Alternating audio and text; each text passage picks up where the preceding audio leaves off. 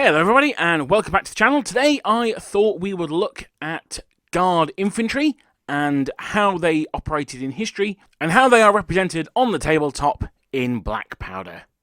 I've done a video on Guard Cavalry, we looked at those last week, but you don't need to have seen that video to understand this one. What we'll be doing is we'll be going through the different armies that had Guard Infantry regiments, and it's a lot more than had Guard Cavalry, and we'll be going through them, assessing whether the rules really suit the historical performance of these units. Now, I think we'll start off with something that certainly where I'm from is one of, if not the most famous Guard regiments of all time. Probably the second most famous, and that is the British Foot Guards. In the Napoleonic period, there were 3 regiments of Foot Guard. There were the Grenadier Guards, they were the senior regiment, the Coldstream Guards, and the Scots Guards. The Irish Guards came quite a bit later. I think it was 1900. I'm not sure about the Welsh Guard. But they saw a lot of service all across the Napoleonic Wars. Unlike the cavalry, who spent most of the wars back at home, apart from turning up at Waterloo for the end, of course, the British Foot Guard fought in basically all of the main campaigns of the British Army. So they certainly fought in the Peninsula and at Waterloo, but they also took part in the Wallachian campaign as well, where the British sent an expedition to invade Holland, and they'd also previously taken part in the Egypt expedition under Abercrombie, as well as the, I guess you'd say, invasion, I'm not really sure, of Copenhagen as well. So the British Foot Guard were very well trained. They were trained better than the average line infantryman. They were slightly better equipped. They had the same weaponry, but their uniforms were made of slightly better material. But they were also battle-hardened as well. And unlike other units, such as, say, even the famous Old Guard, they actually saw active fighting. I mean, the Old Guard did as well, but the Coldstreams or the Grenadiers or the Scots Guards, they were considered to be fighting units that would be put in at the hardest, most difficult parts of the line, and they would be expected to fight.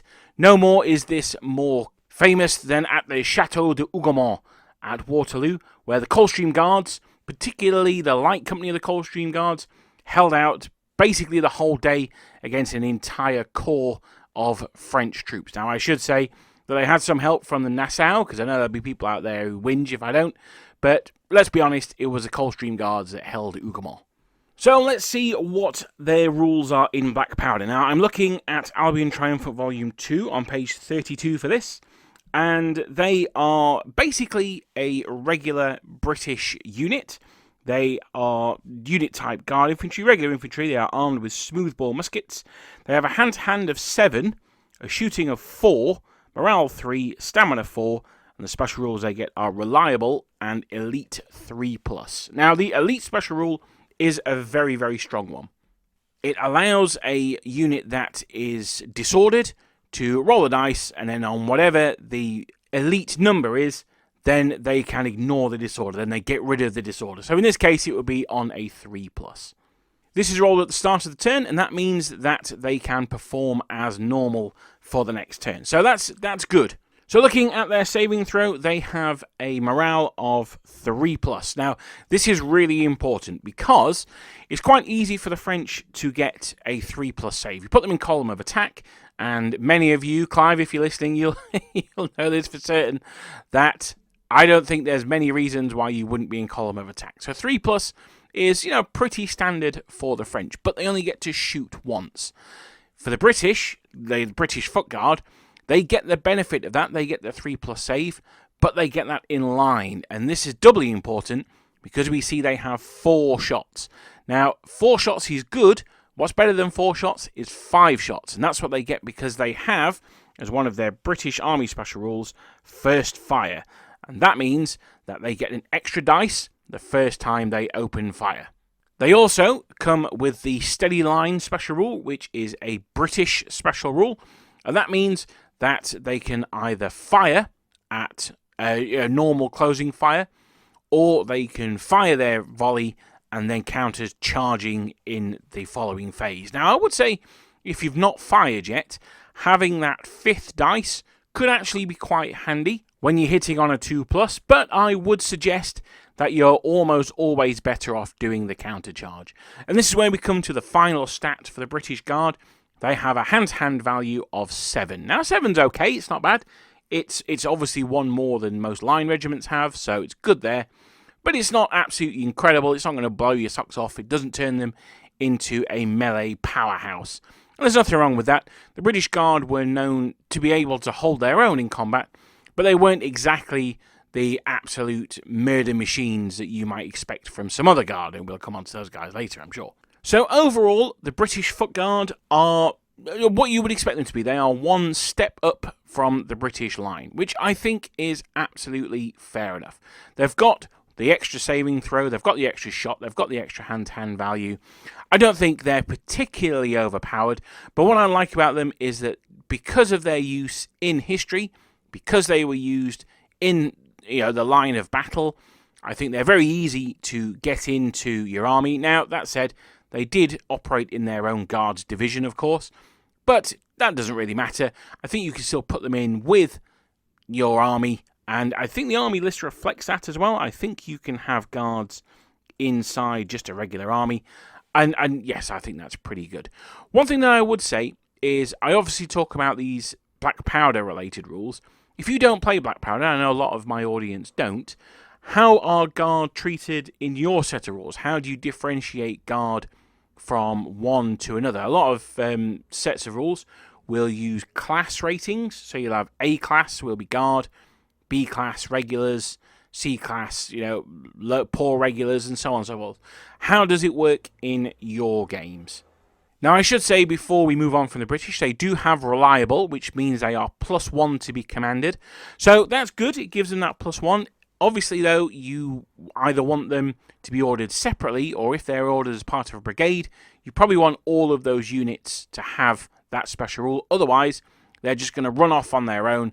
For argument's sake, if your commander is strategy rating 7 and you roll a 5, well, everyone else is going to move 1. But the guard unit's going to have to move 2. So just watch out for that one if you've got them in a brigade that isn't all guard. So by and large, though, British Guard, thumbs up. I think they're a good unit and one that's well worth taking. Especially as they don't have any particularly different uniform. So all you need to do is swap in a unit with blue facings, any unit with blue facings. For argument's sake, you might have painted up the Kingos, the 3rd Regiment, but for this game you decided that you wanted some guard, so just swap out the command, stick in the guard command, there you go, job is a good one. I was tempted to quickly cover the Highlanders here, but I think I'm going to do a separate video on the units in different armies that are slightly different from their parent units, and whether they're worth taking those or not. But I think you could regard the Highlanders as sort of pseudo-guard. They're line infantry 1.5, I guess you could say. So now we will move on to the second nation in our discussion today, and that is the Russian Guard Infantry. Now, those of you who have listened to my video on the Guard Cavalry will have detected I was a little, shall we say, disappointed with how black powder represented the Russian Guard Cavalry. Well, I can say that they do a much, much, much better job regarding the Guard Infantry. Now, the first thing that they do is that they introduce a separate unit entry for Guard Infantry. So one of the big problems with the cavalry, in my mind, was that they just said, oh yeah, you just use a standard profile, but add 1 attack. Well, for me, that wasn't really suitable. But they have done a separate entry for the Guard Infantry. Now, there were ultimately 4 regiments, I should say, of Russian Guard Infantry, but the ones we're talking about today are what we can call the Russian Old Guard. They were the 2 Prehermensky Regiment and the one beginning with S, Semenovskys, I think it was. As always, apologies for the pronunciation. They did later introduce a Lithuanian Guard and the Pavlovsky Grenadiers, but for the moment we're just talking about those 2 because I'm now looking at the Clash of Eagles, page 36. And my pleasure at Warlord Games' efforts for the Russian Guard Infantry is further enhanced by seeing that there are 2 separate entries for Guard Infantry. One is for line, one is for Jaegers. Now, there were loads of different types of Guard Infantry, including like Guard Marines and things like this. To be honest, though, I don't really think they are worth their own entries. It's a little bit of shame about the Marines because they did guard the bridge that led over the river at Borodino, but you know, it was such a small part of the action. I don't necessarily mind them not including them explicitly. But let's have a look at the Life Guard Infantry. They are regular infantry with smoothbore muskets. They have hand-to-hand 7, so the same as the British. They have shooting 3, which is very much not the same as the British. They've got morale 3+, which is the same. Stamina 4, which is nice. And they have a whole heap of special rules. They have Tough Fighter, they have Reliable, they have Elite 3+, they have Valiant, and they have Poor Mixed Formation. So let's go through those. Now, Poor Mixed Formation means that they don't get the +1 if they're firing from skirmishing. Now, that's not the end of the world because that has actually been taken out of Black Powder 2. So that is one negative that no longer exists. Although that said, if you can think of another way that could be a negative, maybe they get -1 for shooting if they're skirmishing, then let me know in the comments. So that's the downside. Most Russian troops have that. That's fair enough. They also have Tough Fighter. That's an army-wide special rule. Pretty much everyone gets that. They get to re-roll one of those 7 hand-to-hand dice if they miss. So that's pretty tasty. They've got a shooting of 3. Now that's only the same as regular regiments of Russians or French or whatever. But, and here's a big change, the Russian army has a special rule called the Russian infantry withstand fire fearlessly, but their own fire is badly directed. So that means that they get that extra stamina, so that's what makes them stamina 4. There's an argument to say that it should have given them a 5th point of stamina, because most guard regiments have 4 stamina, but okay, fair enough. But it also effectively gives them a -1 to hit with their shooting. You don't get the +1 for shooting at close range, and you get -1 at medium or long range. So effectively, it's -1. Now, the Russian Guard don't have that special rule. So it means that they are actually as well trained in musketry as other nations as shooting, which I think is probably underselling it a little bit. But, you know, at the end of the day, you've got to have something that differentiates the 2 units. So I don't mind that too much. I would have been tempted to give them a 4th dice, maybe. I don't know. I to be honest, I don't know. I'm probably just nitpicking for the sake of it here. I think that's a pretty good representation of the Russian Guard. Now, the astute amongst you will realise that there's one special rule I've not even mentioned, and that's because I didn't know what it did. So I've just had to check it in the rulebook. It is what I thought it was, and that is the special rule Valiant.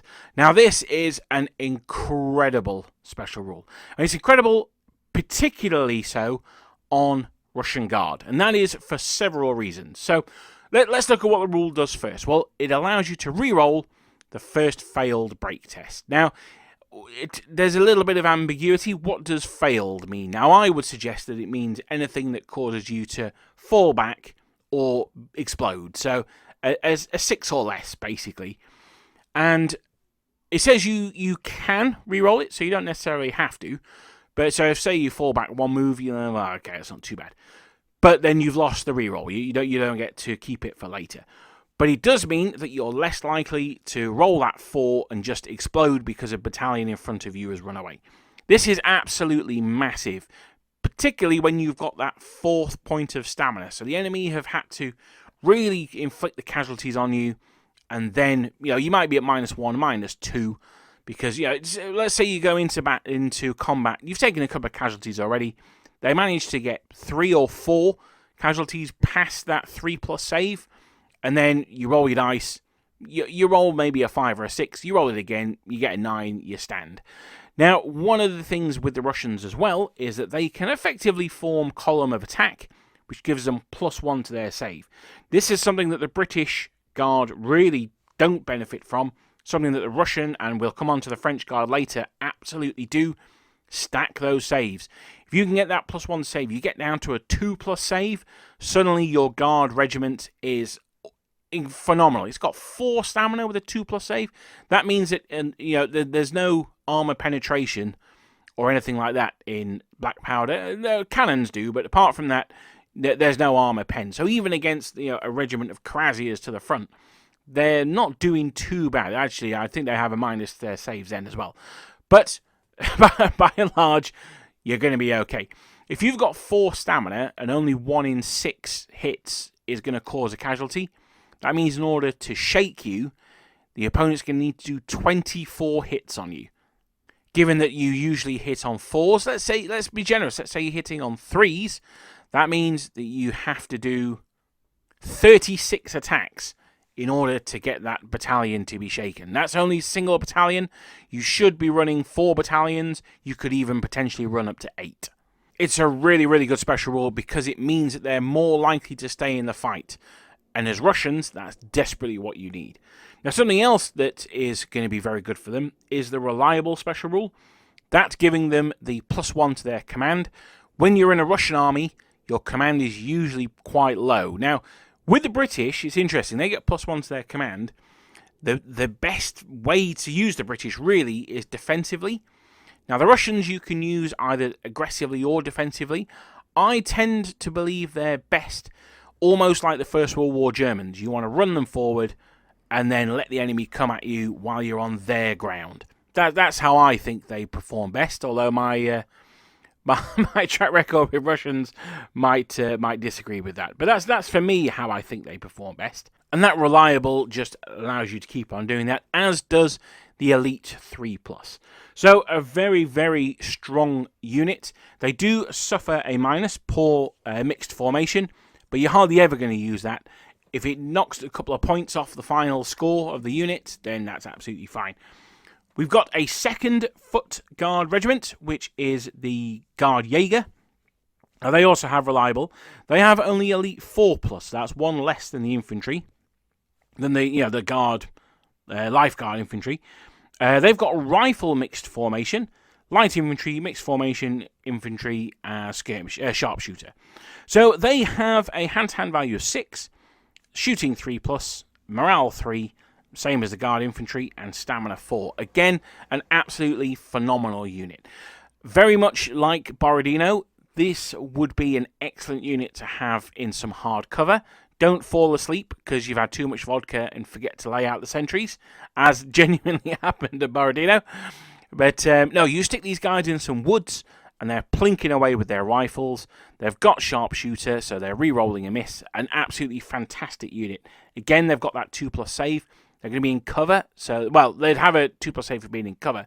They're also -1 to hit for being skirmishers as well. This is a unit that is a very, very good unit. You can almost use them like a French swarm of skirmish type thing. You can have this unit out there, and they can be doing good things for you and very bad things to the enemy. They were in history commanded by a guy called General Rejewski. Now, we may well be doing a deep dive into Mr. Rejewski when we come back in September. It's been quite a long time since I did a Napoleonic figures video, so I'm quite looking forward to him. I've been delving deep into him for the last months now, probably about 3-4 months. So I am very pleased to report that after an absolutely abysmal effort at the Russian Guard Cavalry, the Russian Guard Infantry is very, very well represented. They fought very, very hard, and they did not like to run away. Particularly, I'm thinking of the Battle of Leipzig here. Their commander was Grand Duke Constantine, and he was a weird guy, but he was very popular with the Guard. In fact, in 1825, there was a bit of a rebellion from the Guard because he wasn't made Tsar. It's not something I know a huge amount about. But the Decembrists' revolt was because they were upset he wasn't. He stepped aside for his nephew. It's an odd one, but anyway, Russian Guard. If you like your Russians, but you want an element of your army that you know can perform and is a lot more reliable, then absolutely Russian Guard, a great number of battalions to go for.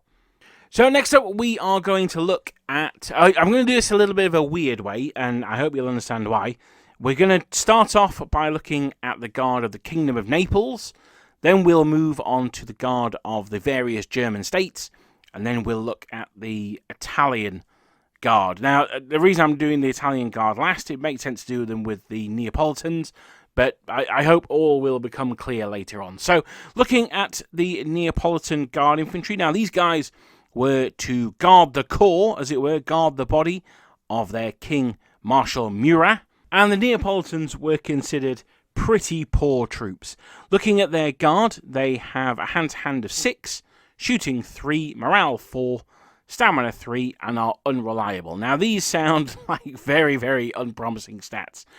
If we compare them to a battalion of French infantry, then they've basically got exactly the same stats, plus they've got unreliable. It must be said, however, that those stats are all better, they are 1 better than their line brethren, although the stamina is the same. But a Neapolitan line regiment has a hand-to-hand of 5, a shooting of 2, and a morale of 5+. They are absolutely terrible. They are only 20 points for a battalion, though, but they are absolutely shocking.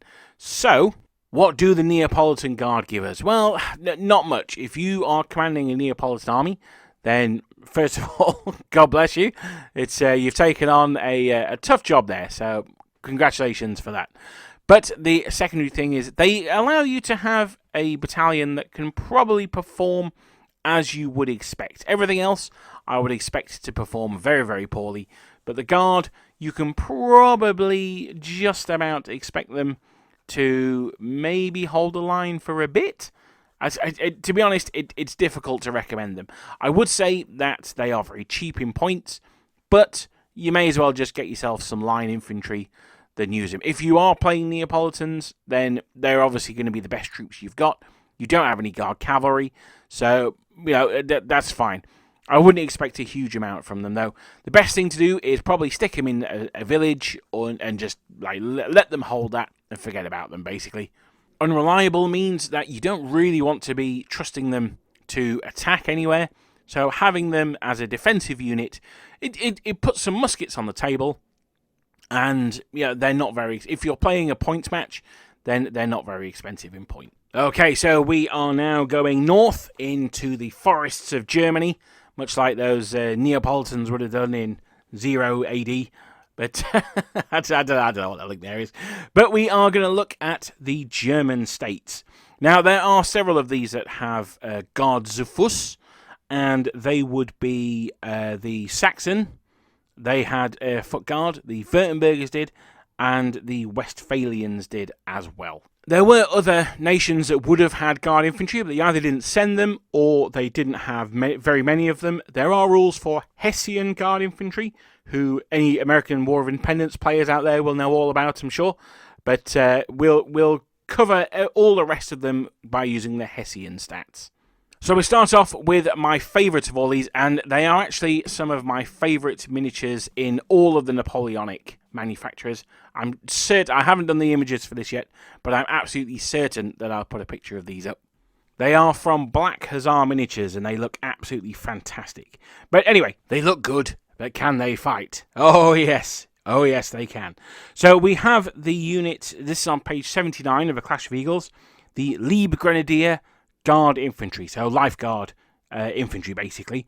They have a hand-to-hand value of 8. This is the first time that we've breached 7 and we've gone to 8. Now that for me is a huge step up from, it doesn't sound like much, but when you go from 7 to 8, I think we're in the realms of a top-notch fighting unit here. They also have Tough Fighter, so they get to re-roll one of those 8 dice if it misses. They have Shooting 3, fair enough. They've got Morale 3 as well, so they've got that crucial 3+ save, and they've got a Stamina of 3. They have Reliable and Elite 4+. So the two rules that we've sort of come to see with all of the Guard units. Now, they've also got the same special rules as most Napoleonic regiments, including Column of Companies. Now, this is basically attack column, which gives it the extra +1 to its command, but it does not give them the +1 to their save. So by having the 3+, then they can match the French save when they're in their columns. If you don't want to do that, if you want to stay in line, then you can deploy some as skirmishers. They do have the mixed formation, and unlike the Russians, it's not poor mixed formation, it's just regular mixed formation. So a good versatile unit in the Saxon Guard. 8 attacks in close combat, including Tough Fighter, means that they are very, very good unit to send into an assault. They can get there, they can really mix it up.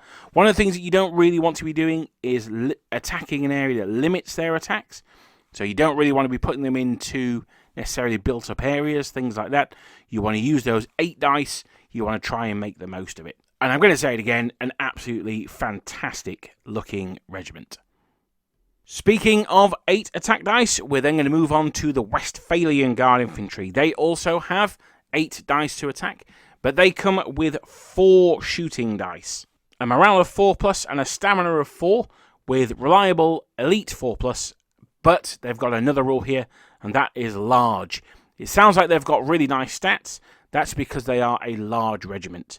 So they clock in at 54 points for that, so that's quite a lot. I mean, you can get 2.5 battalions of Neapolitan line infantry for that. So they're not cheap, but they're a good anchor to a Westphalian army. You've also got Guard Jaegers. Now, they are also a large unit. They come with 8 hand-to-hand, 4 shooting, 4 morale, and 4 stamina. And they have reliable elite 4+. They also have a light infantry mixed formation and skirmish and sharpshooter. I'm surprised they don't have rifles, actually. But it's basically the same thing, but just light infantry. And it goes back to what I was saying really before about the Russians. You could have the Jaegers. I'd be recommending them to go into some woods or something like that. Now, these guys only have a save of 4+, so you might even want to look at putting them into some hard cover. But again, the Westphalian Guard are in an army that has units of below average stats. A Westphalian line infantry regiment only has 5 in hand-to-hand combat, and they also lack initiative. The Guard don't lack initiative, so they can move for free if they're within 12 inches of the enemy, which is a rule I often forget about with my Russians, and my Bavarians for that matter. And it's an absolutely massive rule, to be honest. So the Guard don't have that, so they can operate as a normal line regiment would, which is very handy. You can get into combat, guaranteed if you're within 12 inches, with those tasty 8 dice. The lack of Tough Fighter hurts them a little bit, but I think you can, if you've got a Westphalian army or a Confederation of the Rhine army, you can have them in the centre, and you can be pretty confident that they're going to fight, not to the last man. They're not Russian Guard, but they're going to probably last longer than the troops around them. So that's quite handy, if nothing else, just because of their numbers. I should also have mentioned as well that the Saxon infantry have the lacking initiative special rule. That is not the case for the Guard. So again, the Guard, that one step better than their line comrades. Now we're going to look at the rest of the Guard. Now the Württembergers also had a Guard infantry regiment, but they didn't take part in the 1812 campaign, so there's no rules for them at the moment. Maybe when the 1813 book finally comes out, then they'll perhaps get some rules there. But at the moment, I'm just going to fold them into the general Confederation of the Rhine. And the rules we've got for these are on page 90, and it's the Baden, Hesse, and Darmstadt Guard. I'm also going to include the Westphalians in this as well. So they have a hand-to-hand value of 7, so 1 better than their line counterparts. They have a shooting of 3+, a morale of 4, a stamina of 3, and elite 5+. So they are effectively a combined grenadier battalion. That's the stats that combined grenadiers have. So it's the same as them, really, although I think they may have 1 extra attack than combined grenadiers. So overall, they're not a spectacular unit, but they're not terrible either. They're good if you've got a Confederation of the Rhine army. It just means that you can have those regiments that are just a little bit more than your line. Also, it allows you to paint some absolutely awesome looking minis as well. So we're going to head back south over the Alps, and we're going to look at the Italian Guard. Now, the reason I've saved these guys after the Confederation of the Rhine is that there are quite a few different regiments of Italian Guard, and they're sort of a lead-in to the French Imperial Guard. They're sort of like Guard 1.5 almost. Now, the first main thing that they have over all the other Guard regiments that are sort of French adjacent is that these troops do have the pas de charge special rule. So that gives them +1 to their saves, and it also gives them +2 to their command rolls. So absolutely massive straight off the bat there. And there are 4 regiments of Italian Guard split into 2 lots of 2. You can think of them almost like Young Guard and Old Guard. We'll start with the regiments I consider to be the, quote, Young Guard, and that is the Conscripts of the Royal Guard and the Royal Velites, or Velite, I'm not really sure how it's pronounced. I'm going to say Velites. Now, the Conscripts of the Royal Guard are one of my favourite regiments of the Napoleonic Wars, mainly because they were founded by my Uberman crush Eugène de Beauharnais. And despite being called conscripts, they were actually pretty well-trained troops. Now, looking at the stats here, they have hand-to-hand 6, shooting 3, morale 4, stamina 3. So that they are a standard line infantry regiment. They also have reliable and elite 5+. So obviously the reliable +1 command is very nice. Elite 5+ is towards the lower end of what we've seen for Guard units. Again, we are looking at effectively a combined Grenadier battalion there. The Guard Velites are slightly better. Maybe think of these as Middle Guard rather than Young Guard. So these guys have a hand-to-hand value of 7. They have a shooting of 3, a morale of 4, and a stamina of 3 as well. They've, special rules-wise, got reliable and elite 5+, so they've got 1 extra attack over the conscripts of the Guard. So nothing spectacular, nothing really to write home about there. Remember, though, they do have the pas de charge, so that helps them out as well. Then we come to the Old Guard, the Royal Guard Grenadiers and Chasseurs. So very similar to the French Old Guard, that it was divided into Grenadiers and Chasseurs. And they have a hand-to-hand value of 7 as well. They have a shooting of 3, morale 4, stamina 3. Now, these guys come with pas de charge, as all the Italian troops do. They are reliable, they are elite 4+. So obviously, they are slightly better than those combined Grenadiers. They're slightly better than the Royal Velites and the conscripts of the Guard, but they're certainly not up to the standard of French Imperial Guard, and they're perhaps, they're okay. I'm going to go with they're okay. I think possibly a little unfairly treated, but the Italians weren't exactly known for their absolute prowess in the Napoleonic Wars. Although that said, they did fight an excellent campaign in 1814 against the Austrians. I'm not 100% certain how involved in that the Italian Guard were, though, I must confess. I do think that perhaps either morale 3+ or stamina 4 would have been reasonable for them. Probably not both, but I think one of those would have been fairer. There are 2 nations still to come.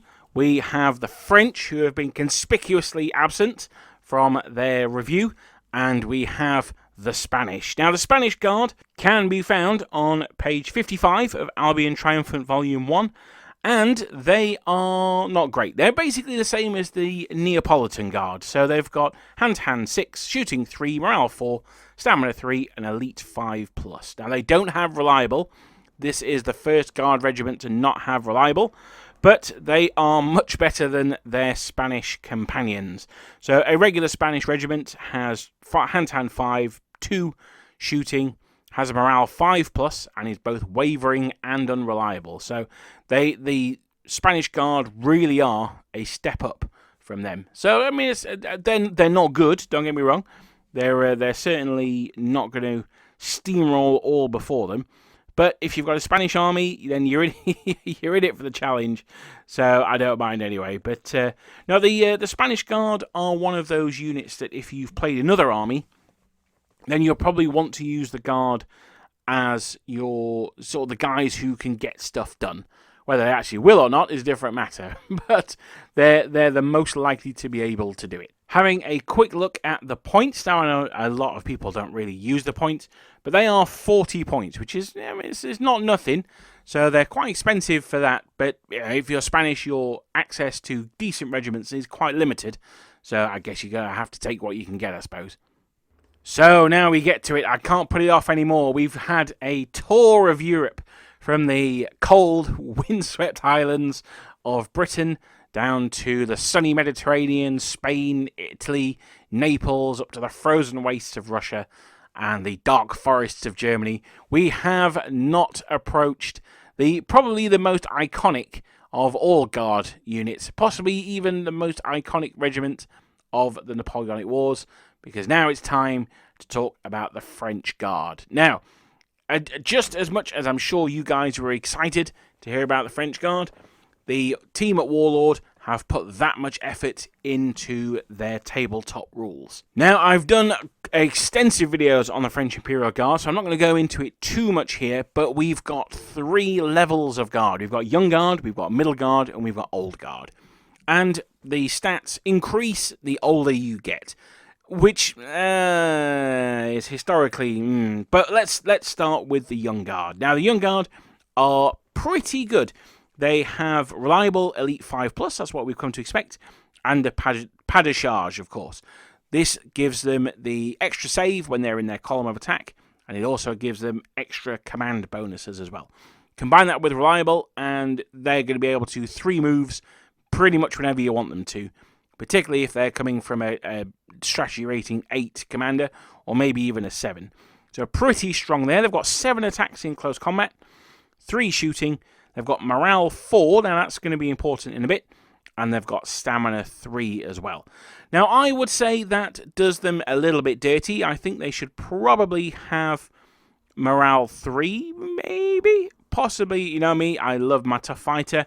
Possibly that. Possibly Elite 4+, I'd be tempted to give them as well. Young Guard tended to be the regiments that Napoleon would actually use on the battlefield, whereas the Middle Guard and the Old Guard were perhaps he was a little bit stingier with, shall we say.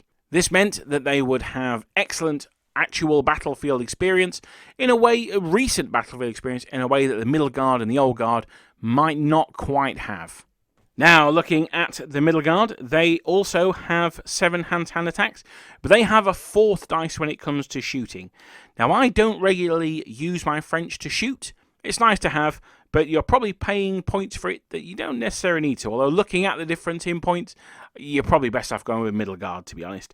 I should say that the Young Guard were 50. This battalion is going to be 53. So let's look at the bonuses, see if we think they're worth 3 points. Well, they've got the extra shot. They have morale 3+. Now, this is huge. We'll come back to that in a second. And they've got stamina 3. They've got Elite 4+, they've got reliable. So we'd expect that from Guard units. Now, the reason that the morale 3+ is huge is because it means when they're in that column of attack, it means they have a save of 2+.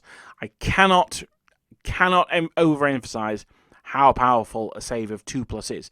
You might say, well, you know, it's only an extra 16% more effective. You're actually better off mathematically going from, say, a 5+ to a 4+, something like that. That's true, but it's a psychological impact as well.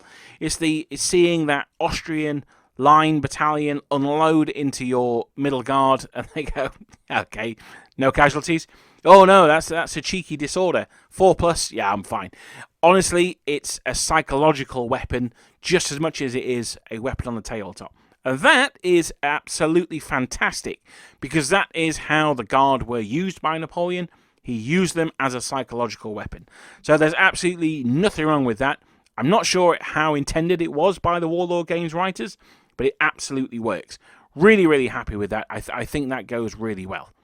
Now, I should say, I was looking at the difference in points between Young Guard and Middle Guard, and it didn't seem very much. 3 was not a huge amount. Looking at the Waterloo book, the Albion Triumphant 2 book, on page 124, that shows that the Young Guard are actually only 42 points. That's an 11-point difference, and that's big. That's a big difference. In that case, I actually think it's more of a choice. In the Clash of Eagles book, it's definitely not a choice. You want to go Middle Guard over Young Guard 7 days a week, because it gets them down to that crucial 2+ morale save. So now we're going to get to the final one, the God, well, not quite the gods, but the men who represent the Napoleonic period so well. We're now looking at the Old Guard. Now, the Old Guard, they don't have any distinction in the rules between grenadiers and chasseurs, which is absolutely how it should be. By the Napoleonic period, particularly towards the end of the Napoleonic Wars, sort of 1812, 1815, there was no actual difference between the Chasseurs and the Grenadiers in their battlefield roles. So it's right and proper that it's just one stat line for the two of them. And what a stat line it is. They have a hand-to-hand value of 8, they have a shooting of 4, morale of 3, stamina of 4, they have elite 3+, they have reliable, and they have tough fighters. This is absolutely everything that I want in a regiment. When I look at making a unit, I'm like, yeah, we need to make him elite, so we'll give him that. Or we might give him this one, or we could give him that one. Yeah, the Old Guard have got absolutely all of them. Hand-to-hand 8, as I said to you, that's that crucial value. They've got a shooting of 4, fantastic. It gives them that extra shot. They also have the stamina of the morale of 3+, which becomes a 2 when they are in their column of attack, and they have a stamina of 4, meaning that when those casualties do get through, they need a load of them before you start running away. And speaking of running away, when you look at the army list, they are 61 points. They are probably the most expensive infantry unit in the game. They're even more expensive than many cavalry regiments. I think the Emperor's Dragoons are even cheaper than them. But I would recommend that you splash out 3 more points and give them Valiant. Now, we spoke when we were talking about the Russian Guard, how much I think that is a phenomenal rule. And I think even more so with the Old Guard. Now, in Hail Caesar, if you break from a combat near you, you can re-roll that if you've taken no casualties, because it can be a bit of a chain reaction. The Guard, you do not want running away when they were supporting some, Neapolitan line, and they broke, and then the Guard run away. You don't want that to happen. So, make sure if you are playing a points match, or if your opponent's allowing you to take upgrades, make sure you take that Valiant upgrade. It's going to be absolutely huge. And, more importantly, it's going to make the Old Guard feel like they are that rock around which the army can be built. Now, one of the things I would say with the Old Guard is, this is one of the problems with Wargaming, is that you really want them to spearhead your attack to an extent, in the same way as those Republican Roman players want their triarii at the front. It's difficult because obviously they were used as a final reserve, but they are the best troops in your army, so you don't really want them hanging around at the back doing nothing all day. Those of you who saw our Battle of Ligny will see that the Old Guard absolutely smashed their way through the Prussian centre. They're absolutely phenomenal. The fact that they've got that 2+ save when they're in column is just absolutely insane. That 4 stamina point makes them incredibly hard to stop as well. Like all infantry, they have their weaknesses. Something like a regiment of chasseurs or light dragoons or hussars can force them into square, and that means that they can't move. So that's something pretty solid. Something that the French player can do to mitigate that is perhaps have their 4 battalions in Lord and Mixed. Now, we've not talked about Lord and Mixed on this channel much. I have quite strong feelings about it. You'll have never seen me use it in a battle, and this is why. However, if you're going to have a brigade of Old Guard, particularly if you've got 4 battalions, maybe you've got 2 battalions of Grenadiers, 2 battalions of Chasseurs, then the Lord and Mixed, is absolutely the way to go for them. What I really like about the Old Guard is they are absolutely everything that you would want them to be. I've said this before, though. I do think there should be some sort of negative for sending in the Guard, because as the rules stand, and this is a problem I've seen across every set of rules I've ever played. This is not something unique to Black Powder. There is never a reason not to lead with the Imperial Guard. Now, obviously, that's very ahistorical, but there's honestly no reason not to. They're absolutely phenomenal. You throw them in, they take, for argument's sake, you're fighting the British. You have them in column of attack. They move in. You've got 2 or 3 battalions. The entire British army opens up at you. You've got maybe a dozen hits. You've got You've got disorder markers everywhere. Then suddenly you've saved. Every 5 of the 6 shots that come at you, you save. And then on a 3+, you get rid of the disorder. So, they are an absolutely phenomenal unit. I cannot recommend using them highly enough. They are, of course, completely iconic as well. So, what's not to love about the French Imperial Guard? And that's it for our look at Guard infantry regiments. I actually got through the French a bit quicker than I thought I would. But that's because, by and large, you've got slightly better line troops and then the Old Guard. Something that I see wargamers criticising, particularly people when they're getting into the period, is, oh, you shouldn't have gone for the Guard to start off with. You should have collected 15 line infantry regiments and then treated yourself to a battalion of Guards, something like that. Forget all of that. The Guard are some of the coolest units in the entire Napoleonic Wars. I've got some front rank Russian Guard, which I have had for yonks, and I've not got around to painting yet, but I cannot wait until I start painting them. The uniforms aren't that dissimilar to line, but I'm just really looking forward to having the Guard painted. There's a romanticism, there's a mystique about Guard units that make them irresistible on the tabletop, and I would certainly say, as a wargamer, if your army has Guard units, just get them. Get them, because they're so super cool. The Prussians, the Austrians, they had Guard units, but they didn't deploy them in the fighting.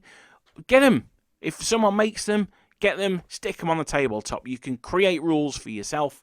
I'm sure it's not too difficult at all. You can even say, well, for argument's sake, the Prussian Guard, they're probably going to be as good as maybe Saxon Guard or something like that. Just think of an equivalence.